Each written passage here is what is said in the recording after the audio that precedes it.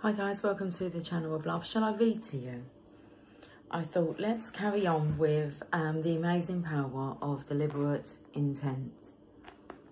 Okay, so we read the foreword and the preface, and now we have just got to an introduction to Abraham by Esther Hicks. Hello, my name is Esther and I'm the translator of the vibration of Abraham. Abraham has explained to me that I'm able to receive at an unconscious level of my human being their vibrational intent. They tell me that I'm receiving these signals like those emitted by a radio at an unconscious level and then translating them into the word equivalent. They've explained to me that I'm bridging the physical world in which I am focused with the non-physical world in which they are focused. They told me in the beginning of my receiving of them that I was a particularly good translator for them because I didn't have strong bias or opinions that would make it difficult for me to receive them clearly. They said that it wasn't so much that I hadn't made up my mind about anything as it was that I wasn't pushing hard against anything. I was, for the most part, just taking life as it came, and I was in a particularly good vibrational place when I made my first contact with Abraham. Abraham has explained that everyone has the ability to receive information from the non-physical, as I'm doing with Abraham.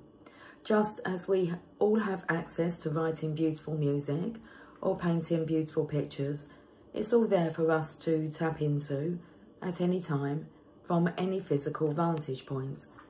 And just as there's enormous variety in the way people translate music or art, there's enormous variety in the way people translate non-physical energy. Understanding that, we always document what I translate from Abraham as Abraham Hicks in an effort to distinguish my unique translation from anyone else's.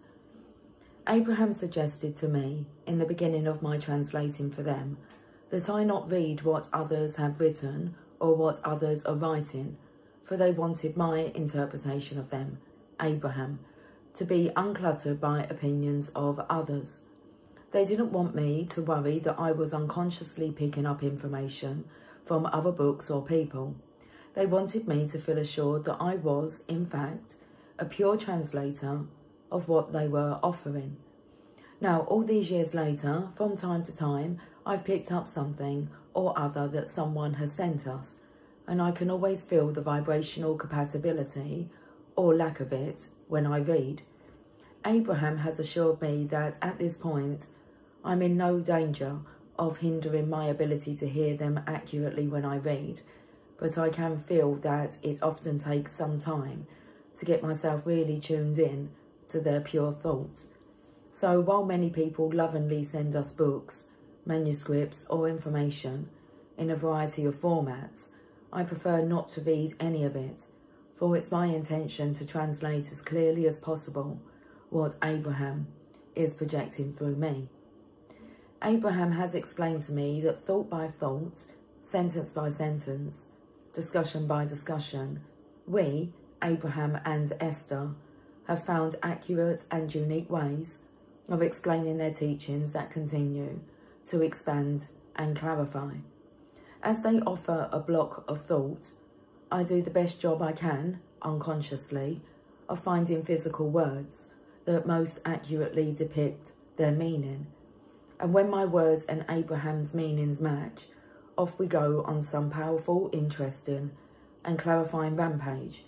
And every time that subject is approached, the clarification increases. What fun this has been for me. I can sense the love, power and joy that Abraham feels in their process of speaking through me. Nearly every day we receive yet another request from somewhere in the world to present another Abraham Hicks seminar, and our schedule of events grows a little more every year. However, at this point, it isn't possible to do something more unless we stop doing something we're already doing. Jerry and I see our work as meeting with as many people as we can in a question and answer format, so that Abraham's message can continue to expand. And there's nothing that we enjoy more than being in a room full of eager, art of allowing workshop attendees who've come to us with their newly refined questions for Abraham.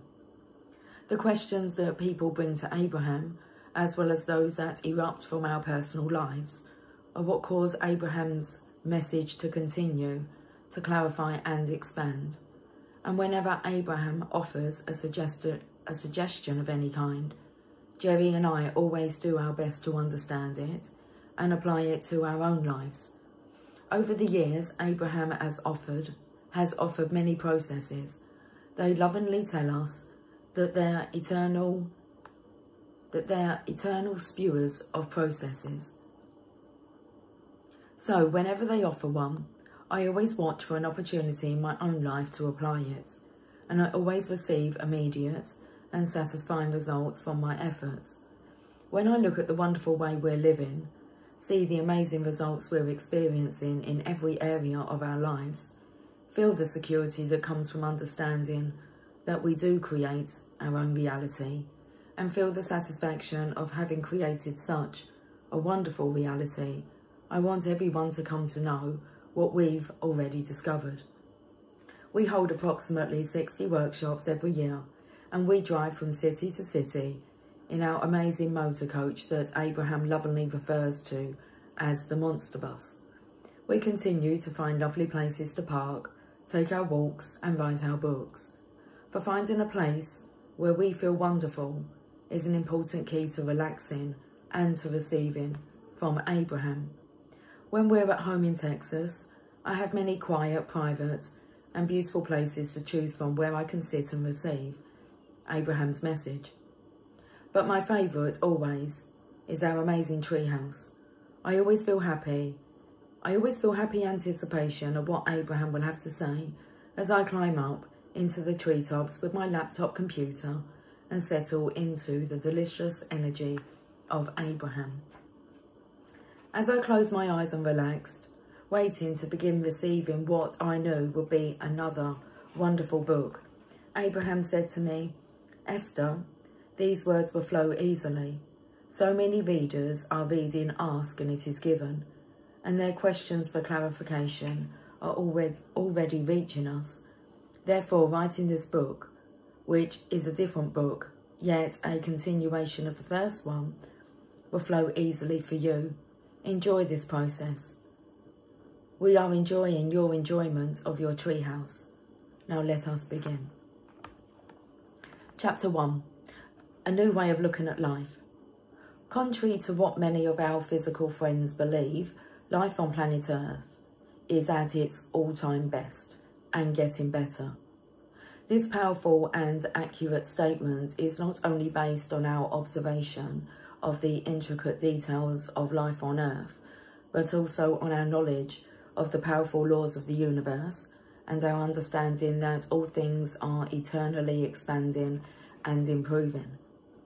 People often complain about modern life, stating that it lacks something they remember enjoying in earlier times, and they long to return to those eras or conditions. But we never look to the past for better times, for we understand that what is happening now and what is coming next will always contain the best that life has to offer. People often misunderstand their role in this magnificent process of eternal expansion, humbly seeing themselves as insignificant in the larger scheme of things. Some believe that God or some higher power has created all things, including them, and that now they are here on planet Earth working to achieve a more godly state or to achieve God's approval. Others have decided that the world is godless, and so they therefore strive to please no one. From our broader, non-physical vantage point, we understand the power, purpose, and value of the human being, the human mind, the human thought, for we know that you are the leading edge of thought. We understand the value of the variety in which you are living and the purpose of the contrast that you observe. We feel the clarity that arises from your focus in your environment, and we revel in the expansion of thought that results from your exposure to your life experiences. We understand creation, and we understand the power of thought. We are not here in your physical body striving to achieve the non-physical, for you are not separate from the non-physical. You are an extension, a leading edge extension of that non-physical energy. You are not here on planet Earth trying to get back to what is non-physical, but instead you are summoning the non-physical outward to where you are. And in that summoning, all that is expands. And your summoning is the reason for the expansion. Your every preference is heard and answered. As you live your life, aware of your environment and all of its contrasting components, a natural process of clarifying your personal preferences occurs. Let me just repeat that. As you live your life aware of your environment and all of its contrasting components, a natural process of clarifying your personal preferences occurs. Sometimes these preferences are so fully conscious that you speak of them in terms of your desires, and sometimes they are more subtle and no words are spoken, for these preferences happen at many levels of your being.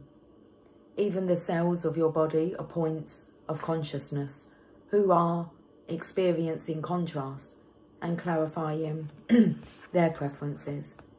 In fact, everything around you, your animals, your trees, even your rocks, dirt and dust, are actually pulsing, living consciousness who are experiencing contrast and who have preferences.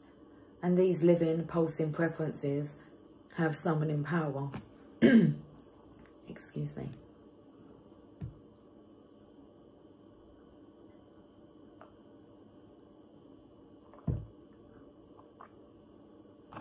In simpler terms, we like to say, when you ask, it is given.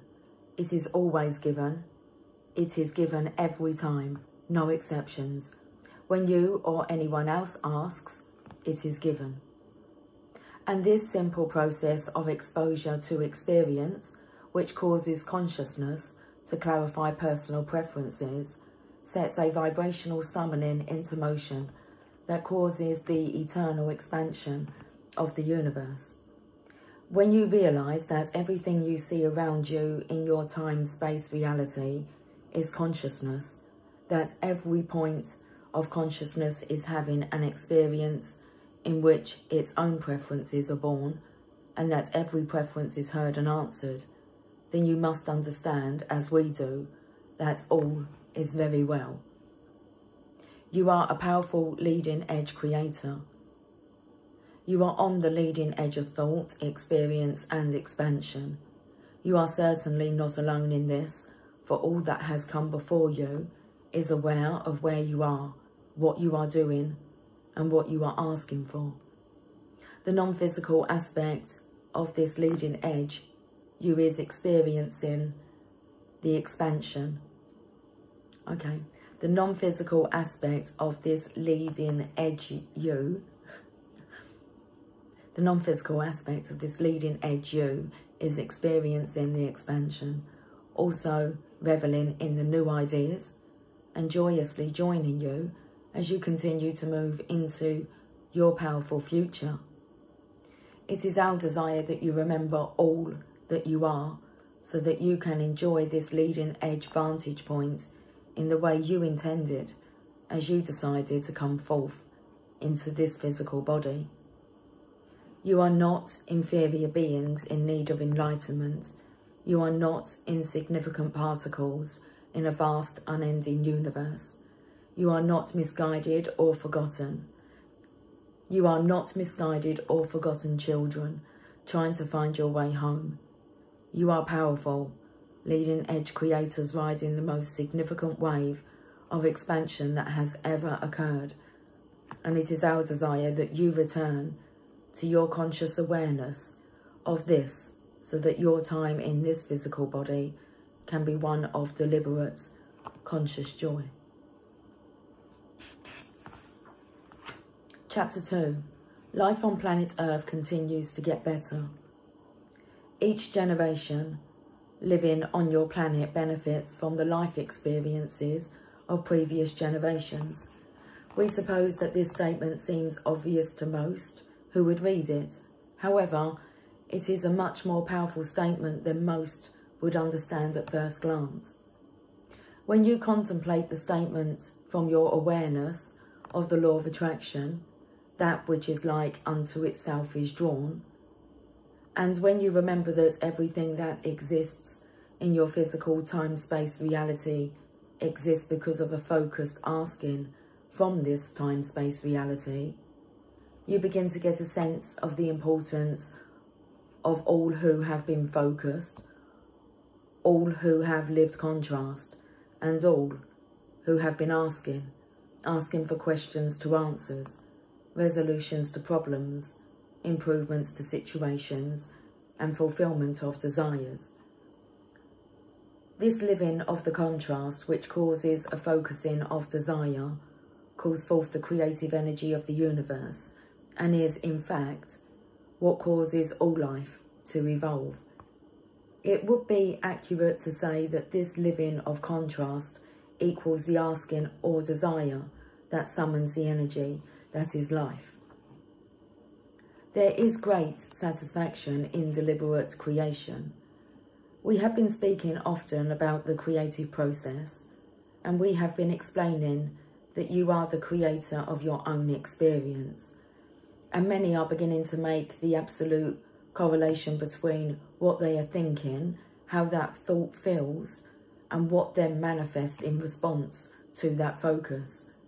And as many around the world are becoming students of deliberate creation, focusing intentionally towards specific personal creations, they are finding great satisfaction in doing that. We enjoy seeing our physical friends deliberately focusing their thoughts while considering the emotional responses to those thoughts, thereby guiding the creation of their own life experiences into more and more pleasing outcomes. There is great satisfaction in doing that.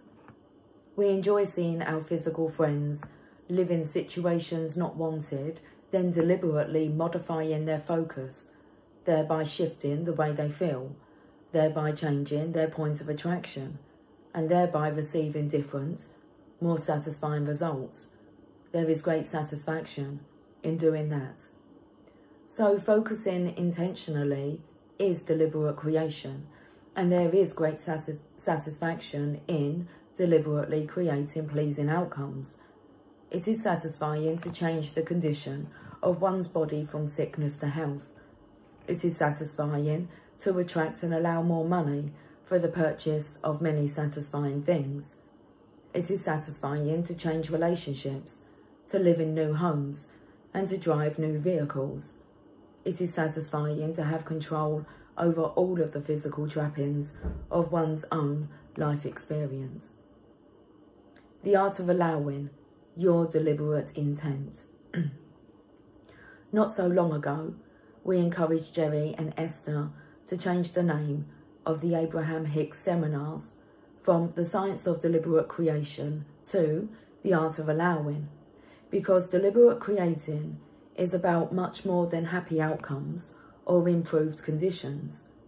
Deliberate creating really is about allowing your own personal connection with the stream of well-being and with all that you consider to be good. While creation is certainly about outcomes or the manifestation of wanted things, experiences and conditions, it is really more about the process of creation. In other words, it is wonderful to attract and therefore possess a beautiful new vehicle, but life is really about the process of doing so. Life is really about beginning to feel the slight tugging of dissatisfaction with your current vehicle, and then feeling the gentle process of clarifying personal preferences regarding something different, and then and then aligning with the idea and details of the desired vehicle, and then consciously witnessing the movement of forces and situations to accommodate the acquisition. Life is really about the ongoing, never-ending refocusing from each new vantage point. Life is always flowing to you and through you, but for you to have conscious, deliberate awareness of it is the ultimate in truly living. Accomplishing an end result is manifestation. Consciously managing and maintaining your vibrational balance is deliberate living, and it is really what we call living the art of allowing. Your amazing power of deliberate intent. So this leading edge book is really about understanding the importance of having a deliberate intent for an end result, while at the same time tending to the balance of your energy along the way. But it is much more about an awareness of the balance of your energy than it is about goal setting or focusing on end results. And it is from this very important distinction that this book, The Amazing Power of Deliberate Intent, has come forth. As you come to understand and effectively practice the processes offered here, you will not only achieve your desired goals and outcomes more rapidly, but you will enjoy every single step along the path, even before the manifestation of your desires. Living your life will be an ongoing journey of joy, rather than one of experiencing long dry spells between occasional moments of temporary satisfaction in the achieving of something wanted. Okay, one more chapter. Chapter 3, Death as Another New Beginning.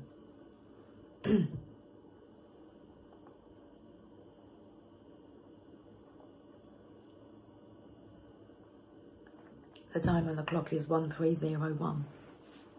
Chapter 3, the death card is 13. Death as another new beginning. Most people do not have an accurate sense of who they really are. They are not really sure where they have come from or where they are going. And most important, they do not have a sense of why they are here on planet Earth or their reason for being here. We offer you our awareness of who you are and how you fit into the larger picture of all that is, because we understand how important that perspective can be for you.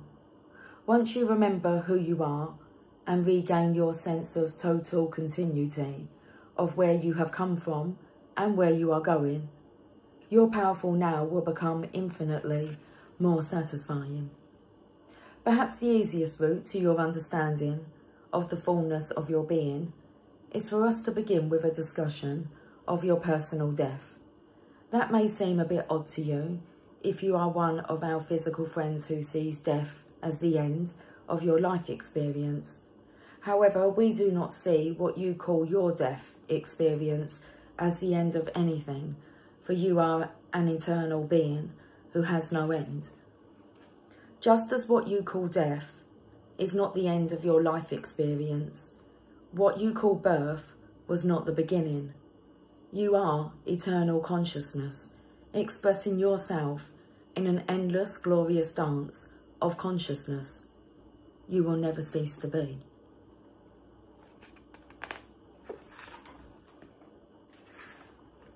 When you experience what you call physical death, we clarify those words carefully, since there is no such thing as death.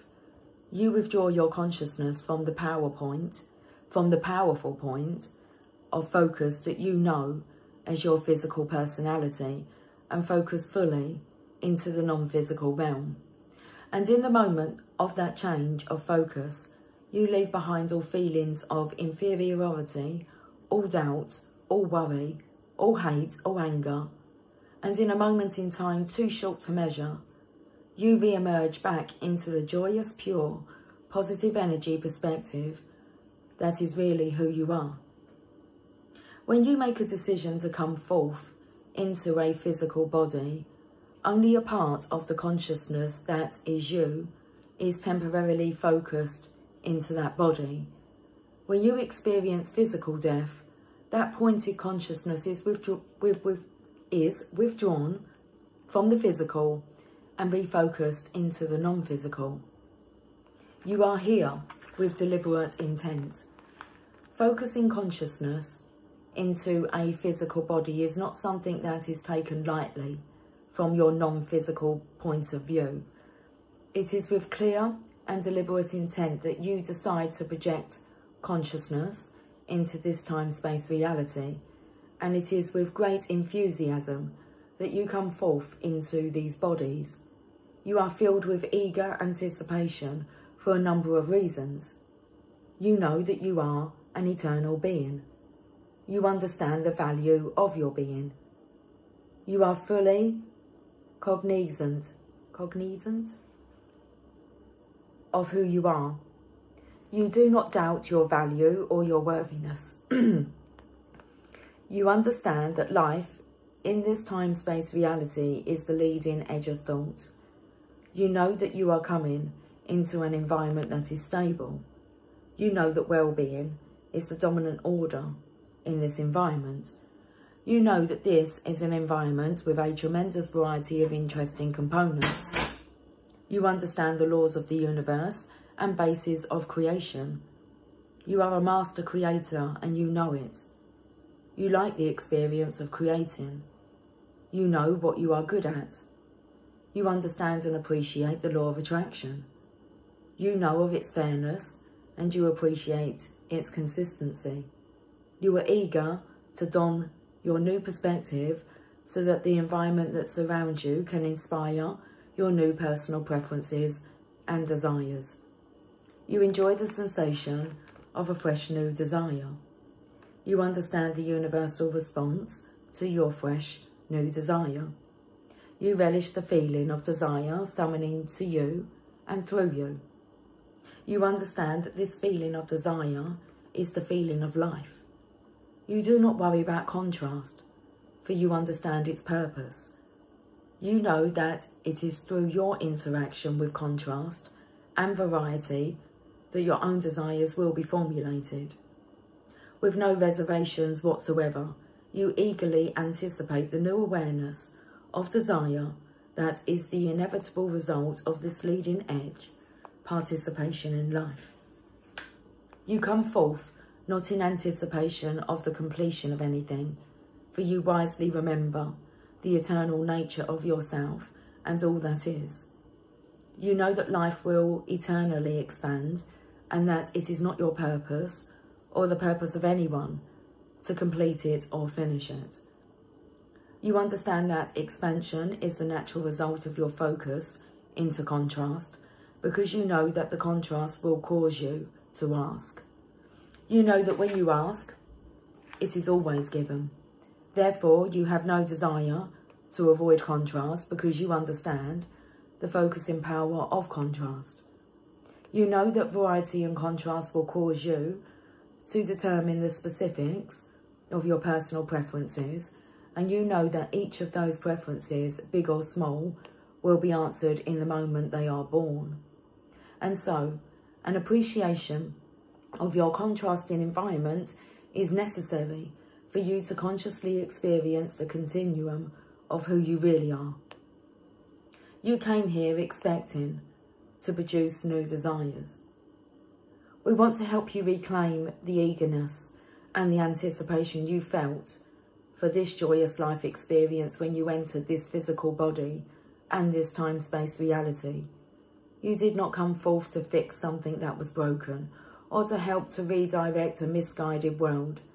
You did not come forth to prove your own worthiness or to earn a reward for efforts offered while here in this body. You came here with full knowledge of your value and worthiness, and with knowledge of the perfection of worlds, physical and non-physical, into a contrasting environment that you knew would produce fresh, new personal desires. Desires with the power to summon energy, consciousness, and all that is forward into this new leading edge creation. You knew that you are life in the process of living life, in the creation of more life.